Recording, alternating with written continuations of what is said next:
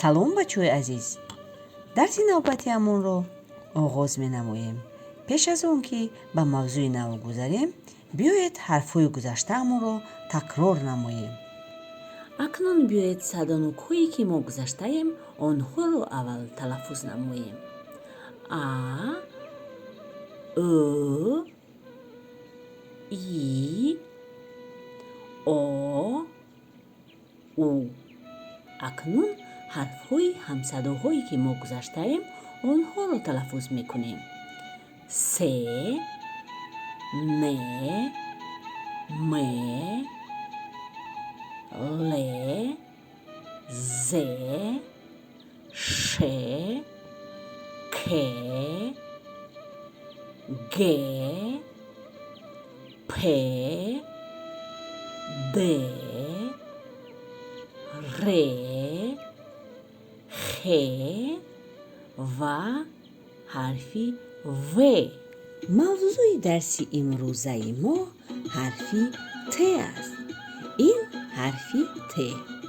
теи калон, теи хурд. ҳарфи те ҳарфи ҳамсадо аст.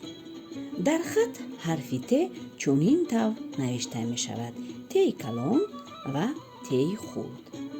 дар ин ҷо тарзи навишти ҳарфи те ва тарзи пайвастшавии ҳарфи те бо теи хурд нишон дода шудааст. биёед ҳарфи теро дар тахтаи синф менависем.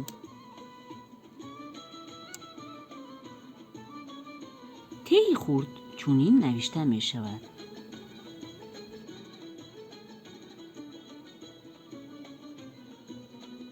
ҳарфи те дар аввал, мобайн ва охири калимаҳо омада метавонад. ба расми зерин назар меандозем. дар ин расм мо чиро мебинем? дар ин расм мо тутиро мебинем. зери ин расм албатта хоначаҳо ҷой доранд ва дар калимаи тутӣ чанд ҳарф аст? биёед мешуморем. 1, 2, 3, 4. 4 ҳарф аст.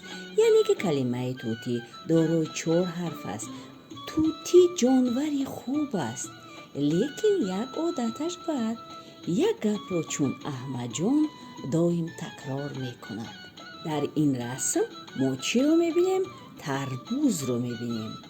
тарбуз дар калимаи тарбуз ҳарфи те дар аввали калима меояд. ин расми табар аст. калимаи табар дорои ду ҳиҷо аст. ҳиҷои та, ҳиҷои бар ва ҳарфи те дар аввал меояд дар ин калима. калимаи танӯр низ бо ҳарфи те навишта мешавад ва дорои 5 ҳарфу 2 ҳиҷо аст. ин дутор аст. дар калимаи дутор ҳарфи те дар ҳиҷои дуюм меояд. калимаи дутор дорои 5 ҳарф аст ва 2 ҳиҷо. дар ин расм мо тарозуро мебинем. дар калимаи тарозу чанд ҳарф аст? мо аз рӯи доирачаҳо мешуморем. 1, 2, 3, 4, 5, 6. 6 ҳарф аст дар калимаи тарозу ва калимаи тарозу дорои 3 ҳиҷо аст. та, ро, зу ва ҳарфи те дар аввал меояд. дар аввали ҳамин калима. ба расми зери назар меандозем. дар ин расм мо токзорро мебинем. дар калимаи токзор ҳарфи те дар аввали калима меояд ва ин калима дорои 6 ҳарф ва 2 ҳиҷо. ҳиҷои ток ва ҳиҷои дигараш зор. токзор ва ҳарфи те дар аввали ҳамин калима меояд. акнун биёед ба хондани китоб шурӯъ менамоем.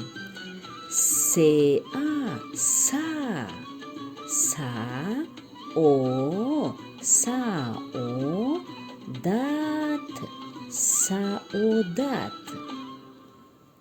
ток, ток, зеор, зор, токзор. па, па, дар, дар, падар, падар. озо, озода. آزاده. د اوخ دوخ. دوخ تر تر. دوخ تر. م او مو. مو ال مو ال لیم. مو ال لیم. شما البته بچه شین اهمیت داده اید که در کلمه معلم دو حرفی ل می آید. معلم. و البته سه هجا دارد این کلمه. کلمه تنور چونین نوشته می شود: ت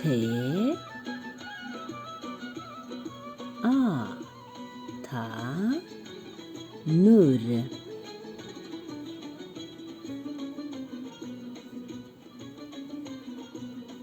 تنور.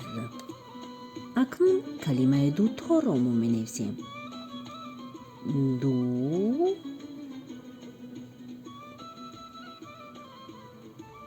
تار.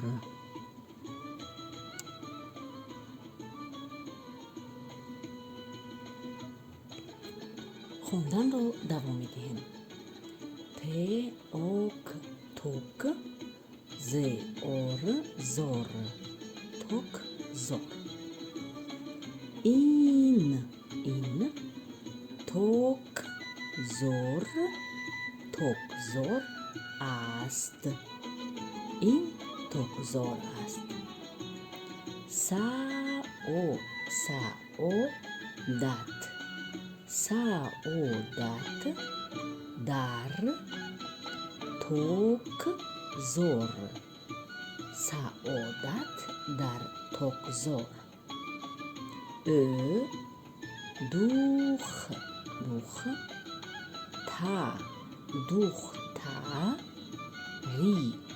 دختری. آزاده. آزاده.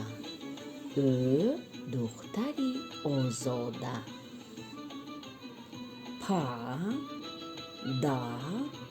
پدری. سعادت. معلم. معلم است. پدری سعادت معلم است.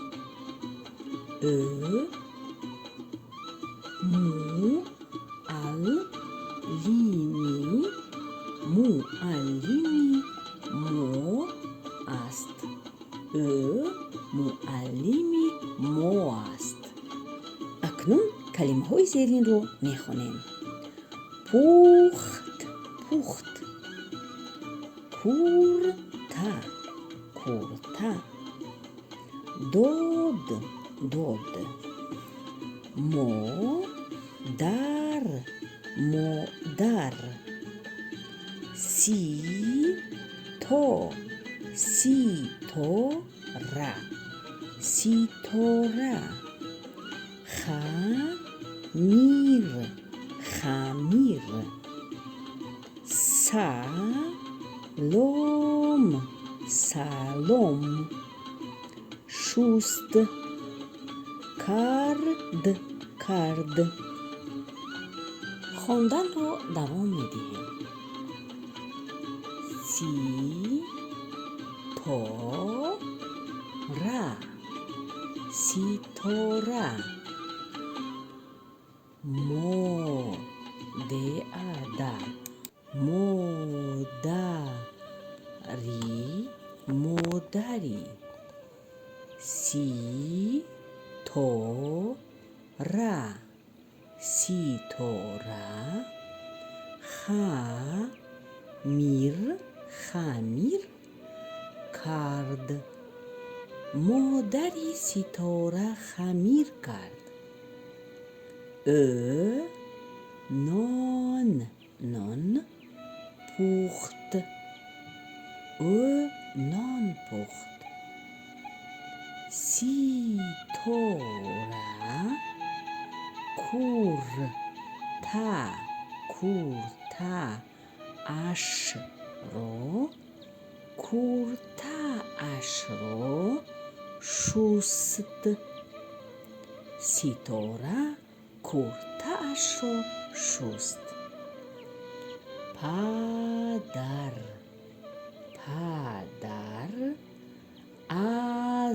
از کر اومد.